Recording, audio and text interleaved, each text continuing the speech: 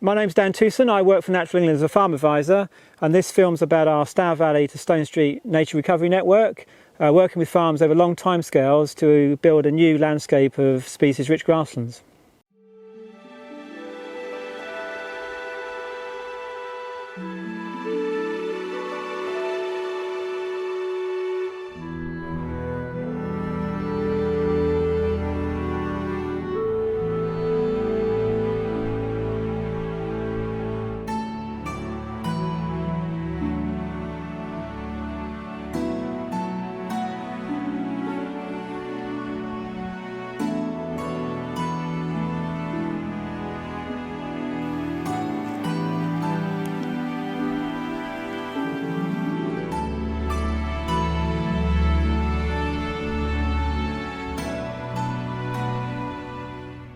So we're standing here on the western end of the project area, and beneath us we've got the Stour Valley and the escarpment of the Downs, and the whole project area sort of extends way back into that landscape.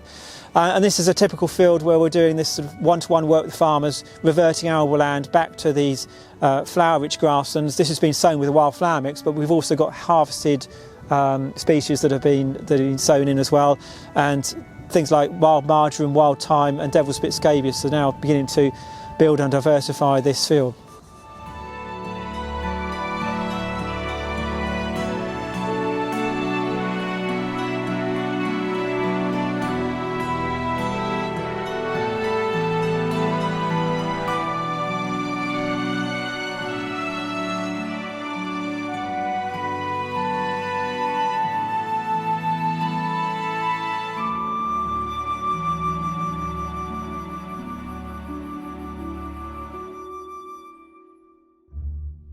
So moving across the River Stour, we come into these valley systems, and all the same sort of work going on here, working with farms, connecting these areas of grassland up, and this is a really good example of natural regeneration. So arable land that's come out of cropping and has been allowed to develop over 30 years just through allowing species to colonise in naturally.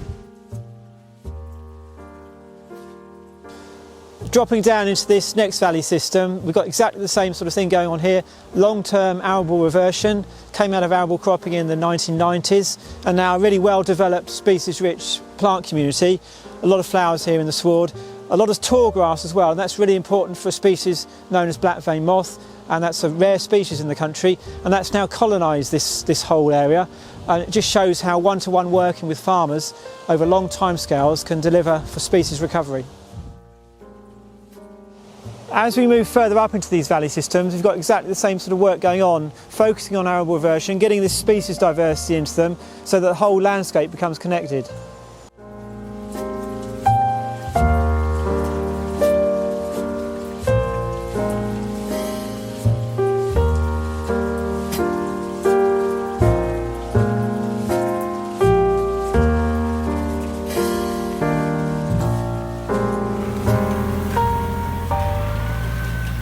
This is an example of how some of these wildflower grasslands are managed.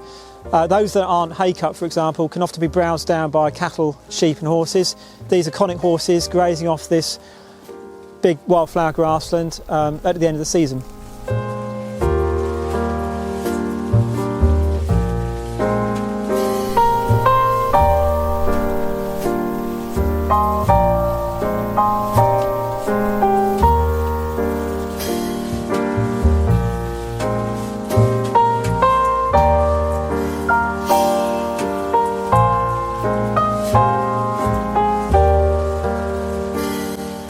So we've come down now into this next valley system from where we were before, and still heading in the general sort of Stone Street area. And this is a similar valley system in the sense that we've got the same sort of variety of habitat creation techniques going on. We're standing in a meadow here that was created 3 or 4 years ago, sown to a wildflower seed mixture, yellow rattle that we've seen elsewhere, bursate trefoil, common knapweed, and this is sort of 3 or 4 years old now. And then beneath us here we've got this big sweep of grasslands that have come from arable land and are developing under their own steam, if you like, through sort of natural colonisation.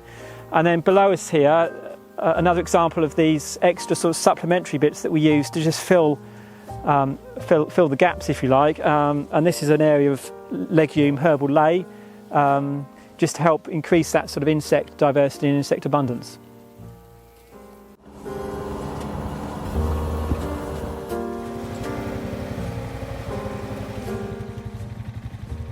So what we're doing today is we're taking flower-rich hay from this species-rich bank, working with the Wildlife Trust and their volunteers who have helped us to cut it, rake it and bag it up. And then it's all been taken now to a nearby site that's a reversion area. We're going to spread the hay, and in time hopefully those flowers and seeds will colonise. So this is the bank that we're spreading all that wildflower hay on. This was actually sown to a wildflower mixture last year, so you see things like wild carrot coming through. But what that hay will do is diversify the amount of plants and the range of plants that will colonise the bank.